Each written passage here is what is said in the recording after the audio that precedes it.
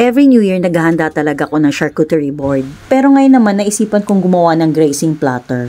Maiba lang sa pandinig, charot. Pero pang slap soil edition lang to, char. Teka, ano nga bang kaiba na charcuterie at grazing? Halos pare-pareho lang naman sila tingnan, di ba? Isang pika-pika. Ang charcuterie kasi, mas nangingibabaw yung mga cold cuts. Habang ang grazing board or platter, more on fruits, assorted crackers, nuts, etc. Itong grazing platter ko, hindi ko talaga nilagyan ng ham or mga cold cuts. Dahil hindi naman kasi kinakain ng mga anak ko yan kapag marami nakikitang pagkain. Masasayang lang. Kaya yung mga nilagay ko dyan, yung kakainin talaga nila. Hindi na rin ako naglagay ng iba't ibang klase ng cheese or yung mga dips kasi hindi naman kasi nila kinakain nga. Maski ano pwede nyo ilagay naman kasi sa board, ilagay nyo, walang basagan ng trip. Ikaw naman ang kakain. Hindi naman yung mga taong mapanghusga sa social media. Kumbaga, your board, your rules. Ganun. Bahala na kayo kung anong gusto nyong ayos, labas yung creativity nyo. Tae rin naman ang bagsak niyan eh. Huy!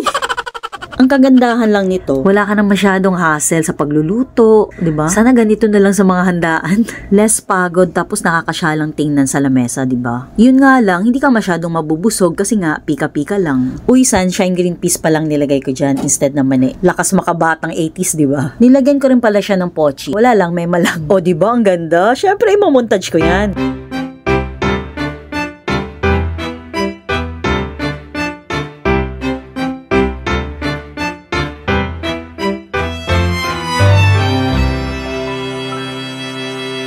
Siyempre, bago ilagay sa lamesa, picture-picture muna or di kaya video-video. Para may pang my day ka, di ba? Very Pinoy. Okay, tama ng pagpapanggap. Ililigpit ko na. Dahil alam ko kasi kung anong unang mauubos dyan. Yung Vienna sausage. At yung, Mommy, thank you very much. You know that I love chicken nuggets.